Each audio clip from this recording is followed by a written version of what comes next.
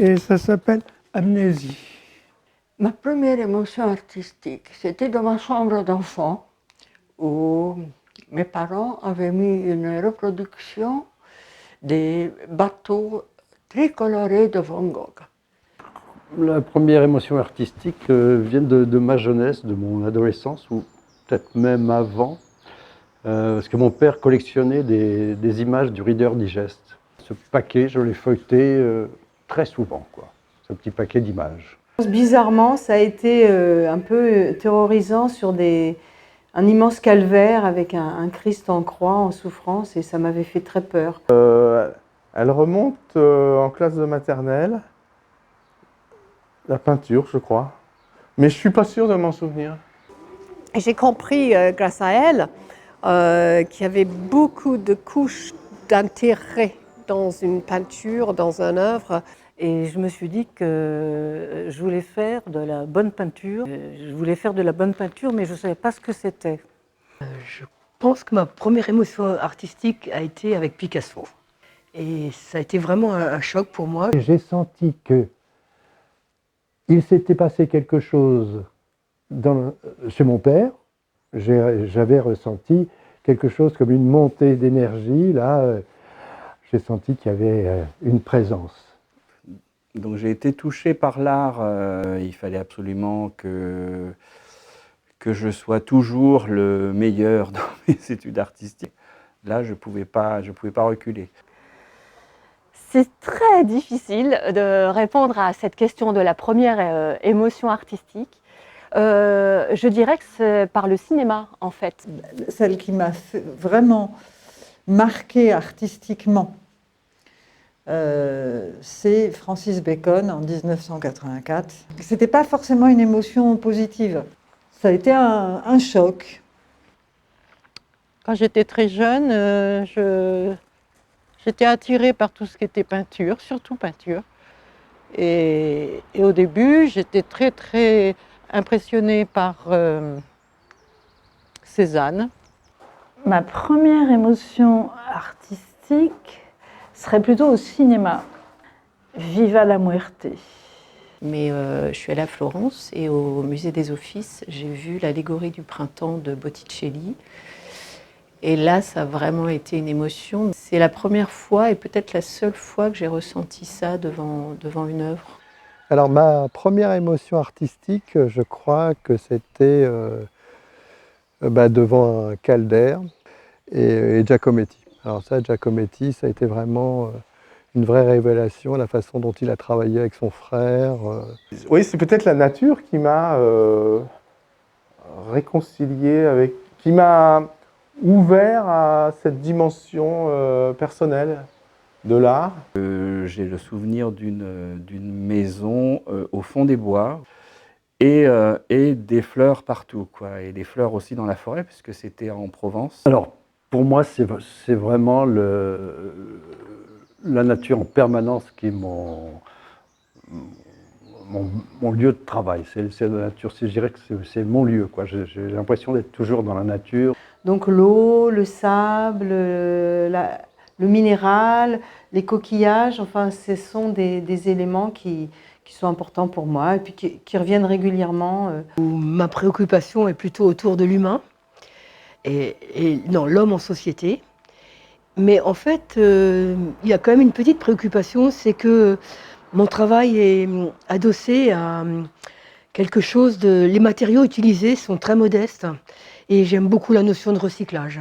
Je dirais plutôt la nature dans ma vie ou la nature dans mon enfance, parce que j'ai grandi à la campagne et donc la nature était très présente. J'ai la conviction que effectivement la nature fait partie de nous. Donc voilà, être en lien avec la nature, c'est être en lien avec moi-même et d'être en cohérence avec ce que je fais. C'est plutôt par rapport au fait de jeter, de ne pas jeter, quoi. C'est plutôt dans cet esprit-là, quoi. Alors la nature, c'est venu très lentement. Parce que je suis, comme disait une copine, une fleur de bitume. Ça n'a pas tellement d'importance. Pour moi, la nature, j'adore la nature, je disais encore tout à l'heure. J'adore les paysages, j'adore être dans la campagne, j'adore la nature. Mais quand je travaille, je n'y pense pas. La nature, Au niveau des couleurs, c'est insensé, extraordinaire. C'est de l'art contemporain, c'est de l'art moderne, c'est tout ce qu'on veut. Donc là, la nature, c'est une grande source d'inspiration. La nature, elle prend une très grande place parce que je m'inspire dans tout ce que vous voyez, aussi bien des arbres, des oiseaux. En quoi la spiritualité influence-t-elle mon art? Ben, elle est importante. C'est une dimension intérieure. Je parlerai d'intériorité, de connexion à la transcendance, à Dieu. La spiritualité est très importante, mais elle n'est pas au ciel comme je l'ai pensé petite fille. J'ai toujours trouvé qu'elle était à l'intérieur de moi, au plus profond de moi-même. Alors la spiritualité, elle serait comme la vague qui tiendrait l'embarcation, qui animerait l'embarcation par le dessous, même si a priori j'essaie de ne pas être trop dans cette mouvance-là. Étant quelqu'un qui n'est pas croyante, je pense que la spiritualité est très importante, quoi, et je suis quelqu'un en questionnement permanent. Donc l'art m'aide beaucoup à tirer des ficelles. Donc ma spiritualité, elle s'est un peu forgée dans ce rapport au bouddhisme tibétain. La spiritualité, c'est plus dans ma façon d'être à moi, et ça se ressent peut-être ou pas dans mon travail. C'est un mot qui m'embête un peu, spiritualité. Je pense que l'art nous apporte comme ça une espèce d'émotion transcendantale sur, bon, on décolle un peu sur tout ce qui peut être moche autour de nous. J'ai vraiment l'impression d'être plutôt dans la matérialité, toujours. Moi, j'ai un rapport vraiment matériel à l'art, je suis dans le faire, quoi.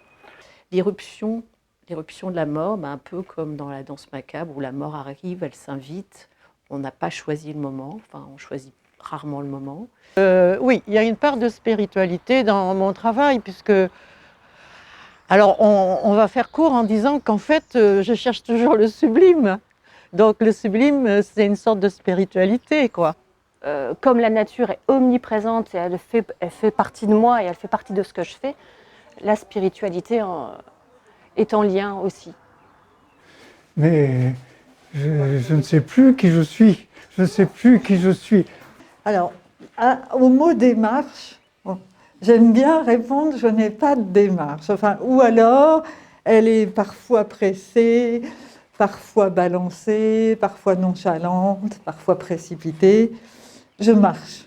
Par exemple, le texte. Alors le texte, je l'utilise, j'en garde un peu.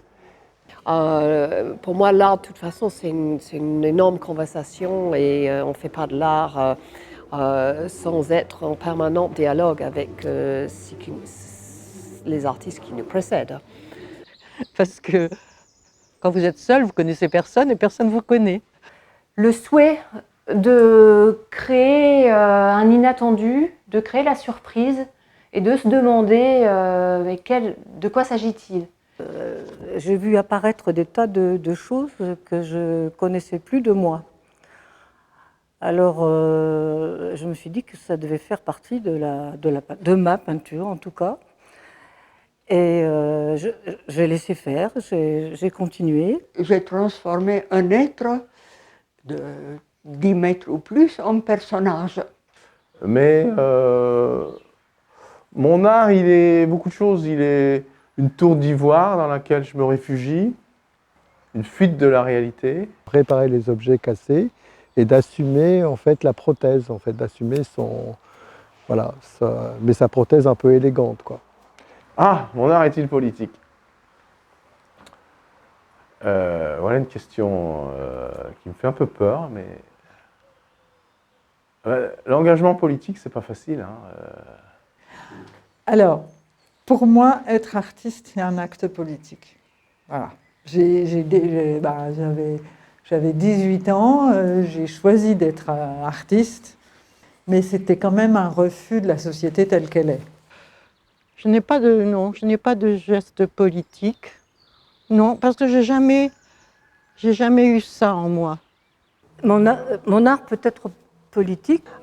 Il est politique dans le sens que tout art est politique, parce que ça propose quelque chose au monde et que ça prend la place et on a à faire avec. Dans mon travail, j'essaye de donner à voir et de donner à voir autour de la nature.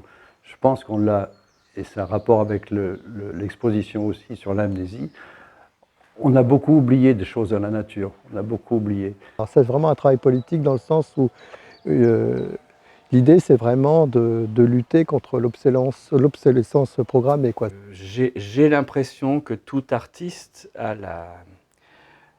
la grosse charge quelque part d'être politique par rapport à un positionnement, par rapport à un engagement. Je ne sais pas s'il est politique, en tout cas il est citoyen, parce que ce désarroi qu'on peut avoir devant des choses qu'on ne maîtrise absolument pas au niveau politique, telles qu'une décision de guerre, je pense que beaucoup de gens le partagent. Et un peu l'Afrique muette et enchaînée, puisque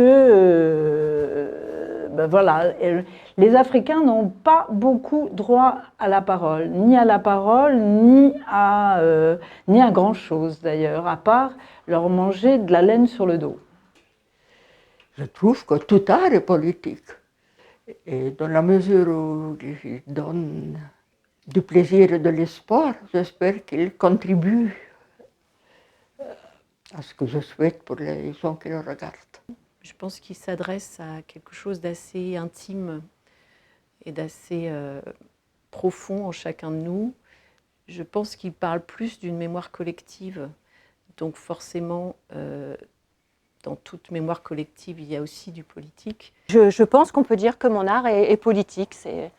C'est entendu pour moi de le dire de cette façon. Mon propos, encore une fois, ici, c'est de poser la question de la place du végétal.